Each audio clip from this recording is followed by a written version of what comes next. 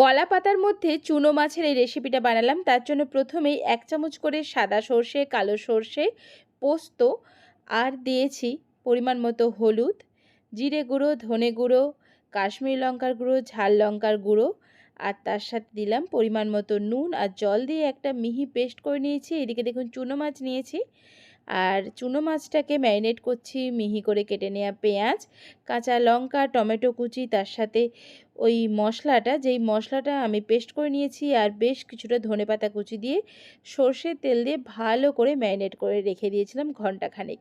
তারপর কড়াই বসিয়ে তার মধ্যে কলা পাতার মধ্যে চুনো মাছটা দিয়ে উপরে দিয়েছি চেরা কাঁচা লঙ্কা, সর্ষের তেল দিয়ে মুখটা ভালো করে বন্ধ করে কড়াইতে ঢাকা দিয়ে একদম লো আঁচে প্রায় 1 ঘন্টা থেকে 1 ঘন্টা 20 মিনিট মতো এপিড ওপিড উল্টে পাল্টে রান্না করে নিলেই এই শুকনো শুকনো মাছের রেসিপি ভাত দিয়ে জাস্ট ফাটাফাটি লাগবে। একবার বানিয়ে দেখো।